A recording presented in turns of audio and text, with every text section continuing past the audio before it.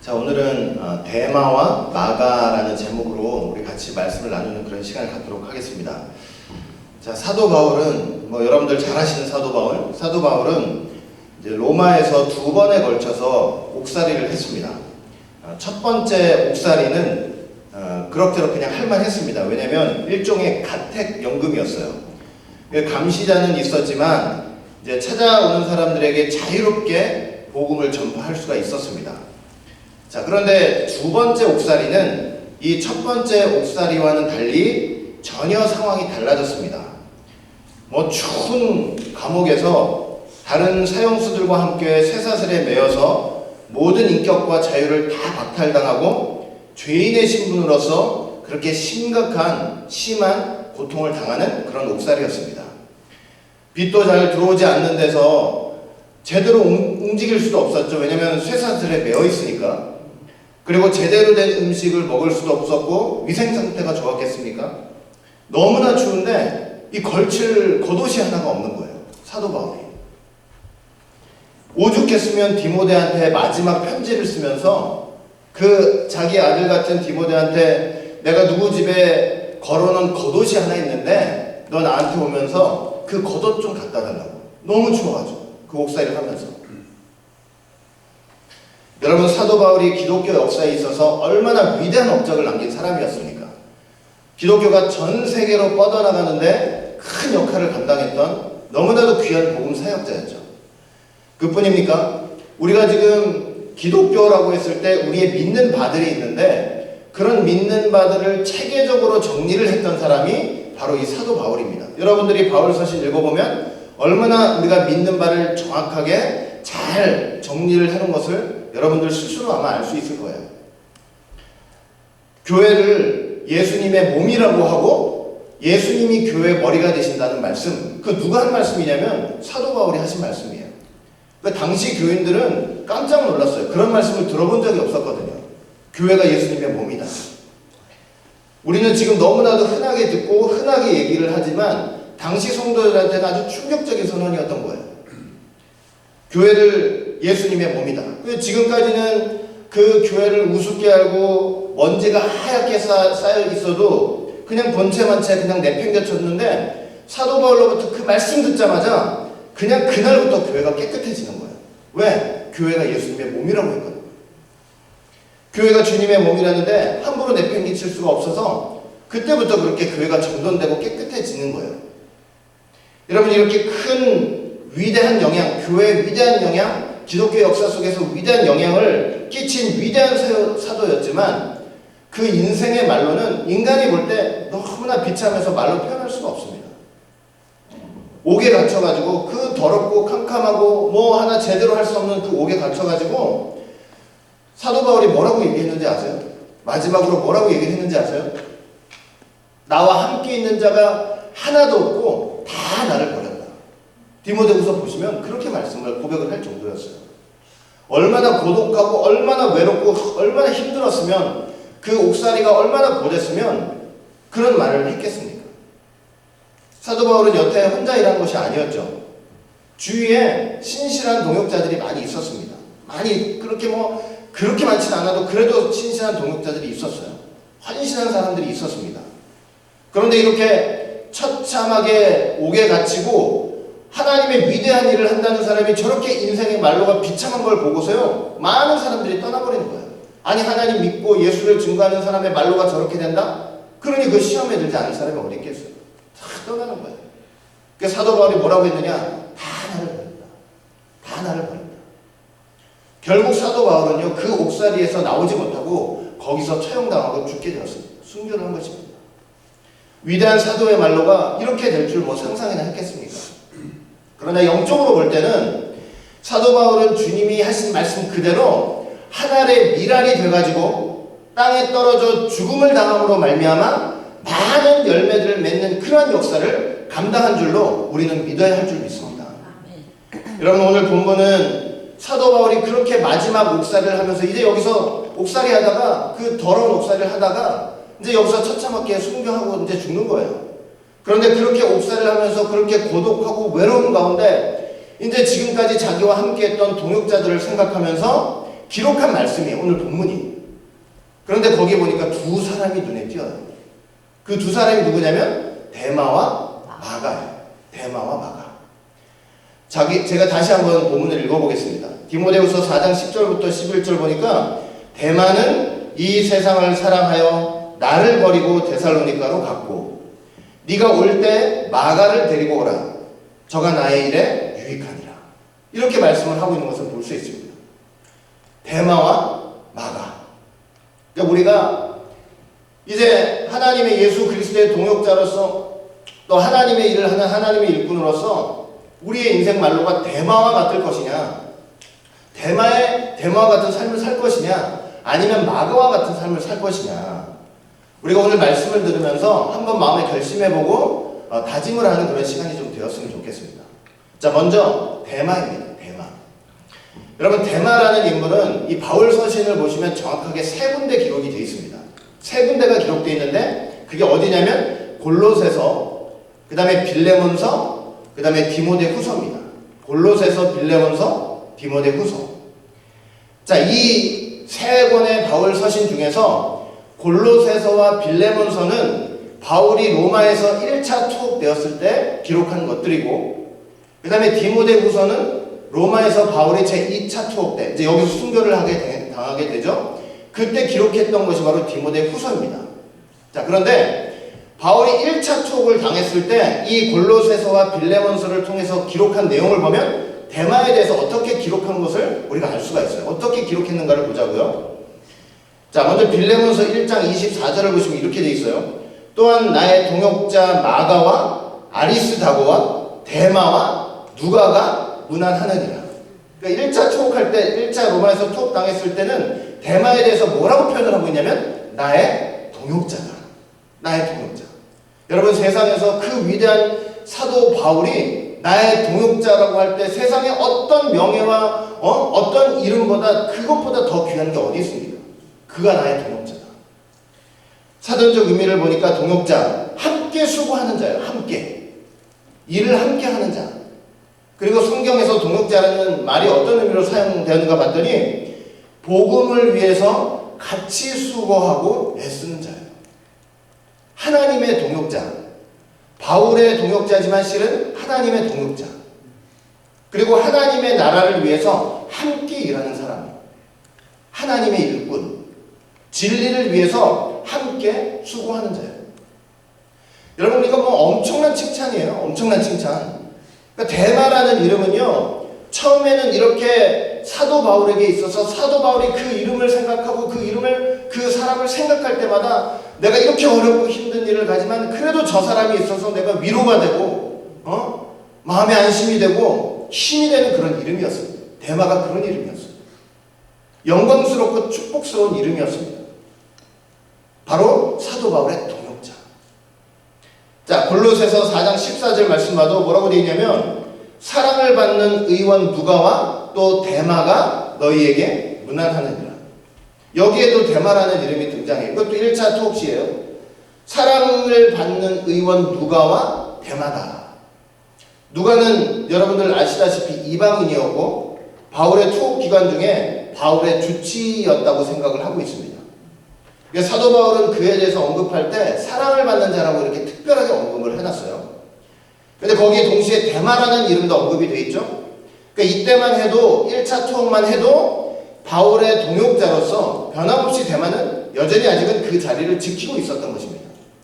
그런데 이제 어떤 사람들은 방금 읽었던 이 구절들을 이렇게 해석하는 사람도 있어요. 사랑을 받는 의원 누가와 데마.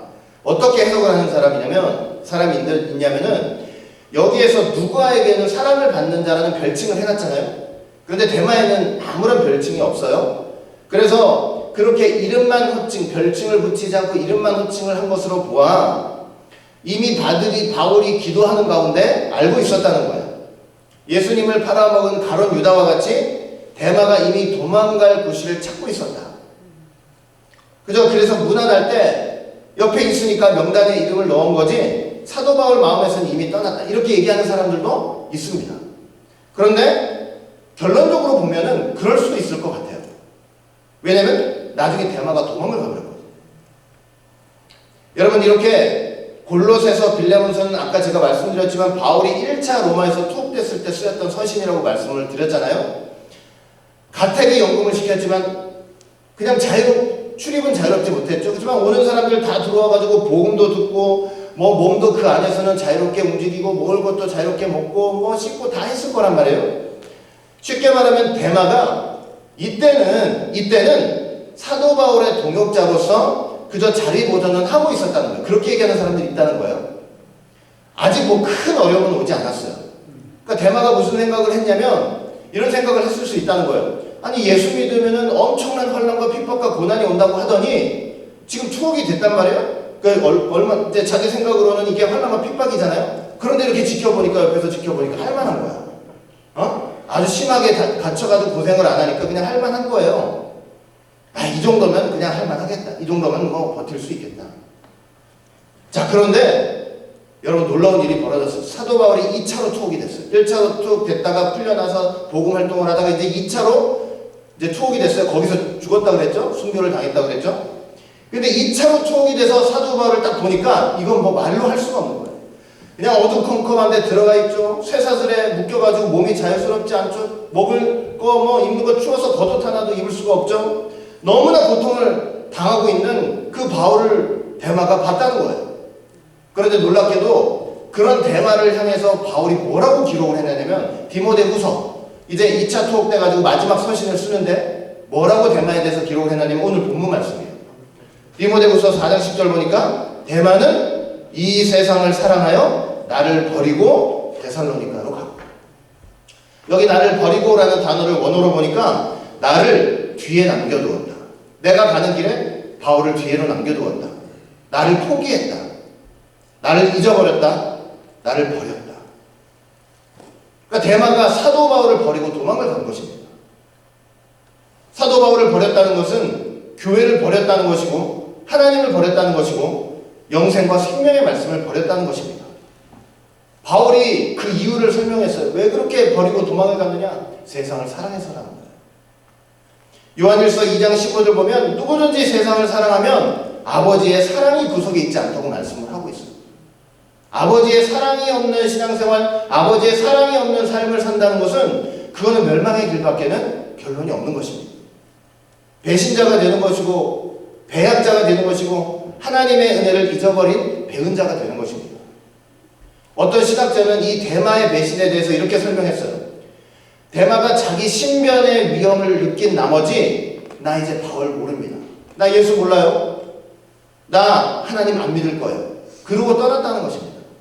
어떤 신학자는요, 데마가 이 바울의 투옥을 보고 그 고난을 보고 그리스도를 향한 신앙마저도 완전히 버리고 떠나버렸다는 거예요.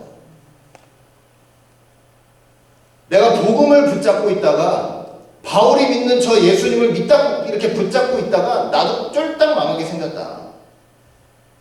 바울 버리고 예수님 버리고 이제는 내가 세상에 나가서 나 살 길을 좀 찾아야 되겠다. 그랬다는 거예요. 바울은요, 한마디로 데마가 세상을 사랑해서 그렇게 했다고 결론을 내버렸습니다. 그것도 가만히 살짝 떠난 게 아니고 공개적으로 떠났다는 거예요. 공개적으로. 나 손 털겠습니다. 이제 나 손 털겠습니다. 바울 때문에 뭐 예수님 때문에 나한테 이러쿵저러쿵 아무 말도 하지 마시오. 나 완전히 버립니다. 너 진짜 버릴 거야? 네, 나 진짜 버리고 나 데살로니가로 갈 겁니다. 장소만 떠난 것이 아니고 영적으로 사도 바울을 완전히 떠나버렸다는 거예요. 말씀을 완전히 저버렸습니다. 데마는 고난보다는 안위를 선택했습니다. 미래의 소망보다는 현실을 붙잡았습니다. 십자가보다는 자기 자신을 선택했습니다. 그리스도 안에서 거룩한 부활의 영광, 그 부활의 몸을 바라보지 않고 언젠가는 썩어서 늙어서 썩어질 그 몸을 선택을 했다는 것입니다. 그래서 사도 바울을 버리고 그 하나님의 동역자, 사도 바울의 동역자라는 그 귀한 이름을 버리고 데살로니가로 도망을 갔다는 것입니다. 이게 바울이 최후의 서신을 쓰면서 데마에 대한 마지막 기록이에요. 그 다음에 마가가 있습니다. 마가. 디모데후서 4장 11절 보니까 오늘 본문 11절 디모데한테 편지를 쓰면서 야 네가 올 때 마가를 좀 나한테 데리고 와라. 마가를 데리고 와라. 저가 나의 일에 유익하다. 이렇게 평가를 했어요. 마가는 로마식 이름이에요. 유대식 이름은 요한이에요. 그래서 우리가 흔히 이 마가를 어떻게 부르냐면 마가 요한이라고 불러요. 마가 요한. 마가가 누군지 아세요? 마가가 누구냐면 마가복음의 저자예요. 마가복음을 쓴 저자가 마가예요. 그리고 여러분들 아시겠지만 예수님께서 제자들과 마지막 만찬을 하실 때 어디서 했어요? 마가의 다락방에서 했어요. 마가가 준비한 다락방에서 했어요. 예수님이 제자들이 찾아가가지고 예수님이 마지막 만찬을 할 유월절 식사를 한 장소를 딱 요구를 했는데 마가가 어떻게 했냐면요. 이미 준비된 예비당을 그 다락방을 보였다고 그랬어요. 그러니까 마가는 예수님의 12제자에 속한 건 아니었지만 그래도 예수님의 말씀을 들으면서 예수님이 언제든지 나한테 오실 수 있다는 믿음과 마음을 가지고 그 다락방 예수님을 모실 사관을 이미 준비를 하고 있었던 사람이에요. 그러니까 믿음이 보통은 아니었던 거예요. 그런데 비겁하기도 했어요. 비겁하기도 했어요. 제일 비겁하게 보였던 모습이 어디냐면 겟세마네 동산에서 예수님이 마지막 기도하셨잖아요. 기도하시고 나서 있는데 대제사장들과 장로들, 서기관들, 군인들 예수님 잡는다고 몽둥이, 검 이런 거 다 들고 오는데 예수님을 딱 잡았어요. 근데 어떤 청년이 이 배 아시죠? 배? 혼니비를 이렇게 들고 있다가 예수님 쫓아가다가 예수님을 따르다가 그 사람들한테 딱 붙잡히니까 어떻게 해버렸냐면 자기 몸에 들고 있던 그 배 혼니비를 휙 던져버리고 맨몸으로 알몸으로 도망을 갔다는 기록이 있어요. 그게 어디 있는지 아세요? 마가복음에 있어요. 근데 그렇게 자기가 들고 있던 배 혼니비를 휙 던져버리고 알몸으로 여러분 생각해보세요. 아무리 급해도 여러분들 도망갈 때 이 옷 다 벗고 도망갈 수 있어요? 그냥 죽어도 안 되는 거잖아요. 팬티라도 입고 가야지. 근데 얼마나 급했는지 그거 두르고 있던 거 다 버리고 그냥 맨 알몸으로 도망을 버리는 거예요. 그게 누구냐면 마가예요. 근데 참 저는 신기한 게 있어요. 마가복음의 저자가 누구예요? 지금 말씀드렸지만 마가죠? 그 지금 누구 얘기 쓴 거예요? 자기가 자기 얘기 쓴 거예요. 저 같으면요 너버로 이런 걸 쓰라고 얘기하면 전 그 얘기를 싹 뺐을 것 같아요. 얼마나 창피해요? 얼마나 창피해. 나 같으면 숨기고 여러분들 이제 살아온 인생을 정리하면서 전기를 써보라고 그러면 저나 여러분이나 어떤 일만 쓰겠어요? 어떤 일만 유익하고 좋은 일만 쓰겠죠. 이렇게 수치스러운 일을 왜 쓰냐고요. 그런데 마가는요 숨기지 않고 썼어요. 왜 썼는지 아세요? 주님이 모든 제자들에게 심지어 자신에게도 버림당했다는 사실을 그대로 쓴 거예요. 마가가 온 세상 사람들한테 나도 주님을 버렸던 사람이다. 이거를 신실하게 고백을 하는 거예요. 신실하게. 나도 주님을 버린 사람 중에 하나다. 여러분 하나님 앞에선 이 연약한 인간의 모습 그대로 아닙니까? 그런데 마가가 나중에 그렇게 도망가 놓고 하나님의 은혜를 받고 보니까요 자기 모습이 이렇게 정직하게 보였던 거예요. 하나님의 은혜가 아니잖아요. 그러면 예수님을 버린 내가 보이지가 않아요. 하나님의 은혜가 있으니까 나 도망갈 때 창피한 것도 모르고 내 옷 다 벗고 그렇게 도망갔어. 이렇게 고백을 하는 거예요. 하나님의 은혜가 있는 자가 자기 모습이 정직하게 보여요. 그게 보이지 않으면 제대로 된 신앙을 시작할 수가 없습니다. 마가는 부자였던 것 같기도 해요. 왜냐하면 제자들이 요구를 했을 때 큰 다락방을 보였다고 했죠. 배혼이불이라고 제가 말씀을 드렸지만 언어를 보니까 이 세마포예요. 세마포. 그는 아무나 입을 수 있는 옷이 아니에요. 부자나 입는 옷이지. 그러니까 부자였던 것 같아요. 그리고 똑똑했던 것 같아요. 많이 배웠던 사람인 것 같기도 해요. 왜냐하면 사람들은 마가가 사도 베드로의 통역의 역할을 했다고 말하기도 해요. 그러니까 사도 바울이 이렇게 설교를 하면 이 마가가 라틴어라든가 아니면 헬라어로 이렇게 통역을 해서 설교를 이게 번역하기도 했다. 통역하기도 했다. 이렇게 얘기를 하기도 해요. 베드로전서 5장 13절 보시면 베드로가 마가를 어떻게 했냐면 나의 아들이라고 표현을 했어요. 나의 아들. 그러니까 베드로에게 많은 사랑을 받으면서 귀한 복음의 일을 많이 한 것 같아요.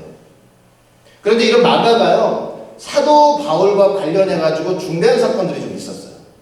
중대한 사건들이 있었는데 그게 뭐냐면, 여러분들 이제 사도행전 쭉 읽다 보시면 거기에 뭐가 기록되어 있냐면, 사도 바울의 전도 여행이 기록되어 있잖아요. 사도 바울이 세계적으로 전도 여행 다닌 기록들이 있죠. 사도행전에.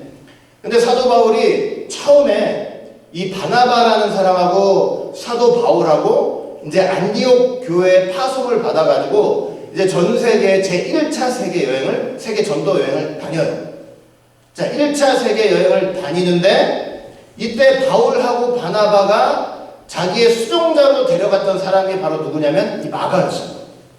마가가 바나바의 조카예요, 조카. 바나바의 생질. 그러니까 자기 조카를 데리고 바나바가 이제 바울과 함께 세계 전도 여행 1차로 다니기 시작한 거예요. 근데 생각해보세요. 여태 제가 마가에 대해서 설명을 드렸지만 믿음은 좋다고 하지만 여태까지 부잣집에서 잘 먹고 잘 살고 대접 잘 귀한 집 도련님처럼 잘 받고 뭐 크게 어려움 당하지 않고 그렇게 살다가 더군다나 겁도 많은 사람이잖아요. 이 영적인 통찰력은 있을지 모르지만 겁도 많은 사람이에요. 도망가니까. 어떻게 생각해보면 출발할 때는 하나님의 뜻을 위해 내가 이번 전도 여행을 통해서 그냥 뭔가 큰 일 한번 다짐해 보겠다 하면서 해보겠다 다짐하면서 그렇게 출발했을지 모르겠어요. 그런데 생각해보세요. 이 전도 여행이라는 게 가는 곳마다 욕을 먹는 거예요. 가는 곳마다. 가는 곳마다 욕지거리 먹지. 사람들이 죽인다고 하지. 제대로 먹지도 못하죠. 입지도 못하죠. 자지도 못하지. 눈만 뜨면 야 빨리 가자. 걸으면서 전도 여행을 해야 되는 거예요. 이건 마가가 뭐 감당이 안 되는 거예요. 감당이. 얼마나 헛줄이 났는지 마가가 어떻게 했는지 아세요? 주행랑을 치고 도망을 가버렸어요. 바울과 바나바를 버리고 예루살렘으로 도망을 가버렸어요. 전도 여행을 다 마치지도 못했어요. 사도행전 13장 13절 보시면 이렇게 돼 있어요. 바울과 및 동행하는 사람들이 바보는 지명이에요. 배 타고 밤빌리아에 있는 버가에 이르니 요한은 저희에게서 떠나 예루살렘으로 돌아가고. 여기 요한이 마가 요한을 가리켜요. 여기는 지금 간단하게 생각했죠. 요한은 저희에게서 떠나 예루살렘으로 돌아가고. 그냥 뭐 별일 없이 돌아간 거라고 생각하지만 그게 아니고 도망을 간 거예요. 도망을. 너무 힘들어가지고 이 전도여행.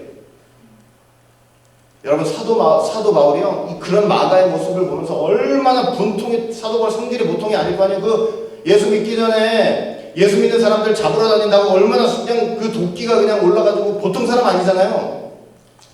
사도 바울이 그렇게 도망간 마가를 보면서요 사도 바울 마음에 마가가 완전히 찍혀버렸어요. 너는 다시는 나하고 동행 못한다. 바나바하고 바울이 1차 선교여행을 잘 마치고 이제 2차 여행을 출발을 하려고 할 때 바나바가 있잖아요. 바나바가 자기 생질이죠. 조카. 다시 마가를 데려가려고 했어요. 바울한테 가가지고 바울 이 마가가 신앙의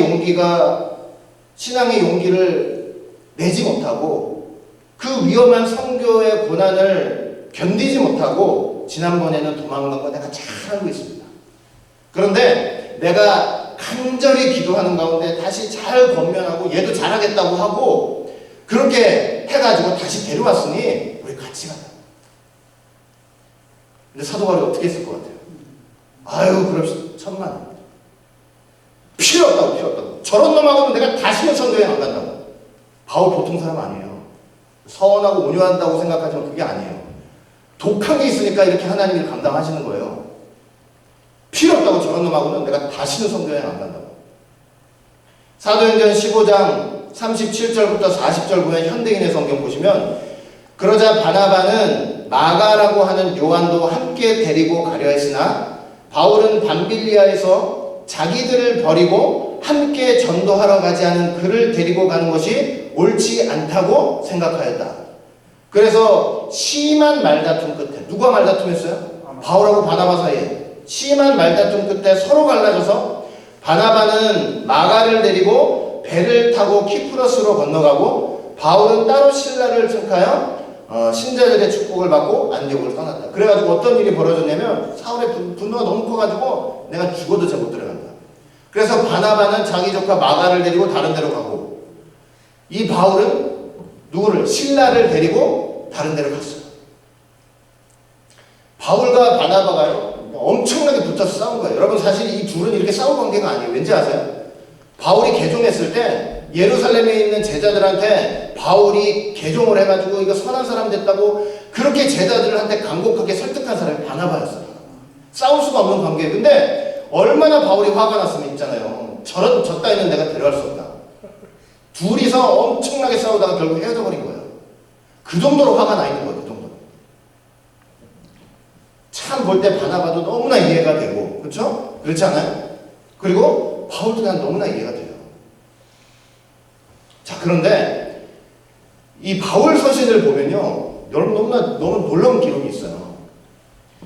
바울 서신에 마가에 대한 기록이 없이 3개가 있어요. 아까 똑같아요. 대마랑 3개가 있는데 역시 골로새서, 빌레몬서, 디모데후서예요. 골로새서, 빌레몬서는 1차 투옥 때, 디모데후서는 2차 투옥 때, 사도 바울이 죽는 2차 투옥.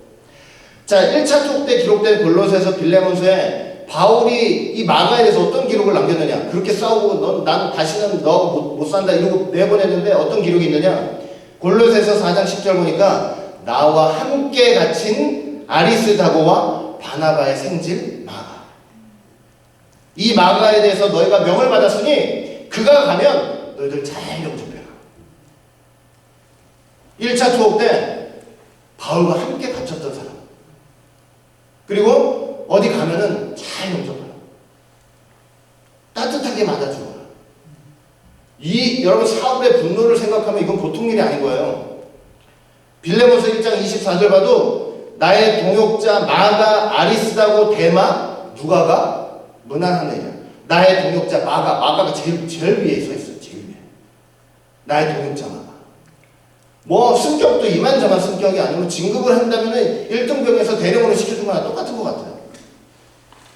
그런데 더 충격적인 건 뭐냐, 바울이 2차 로마 투옥 시에 마지막으로 쓴 서신 디모데후서를 보시면 더욱더 기가 막혀요.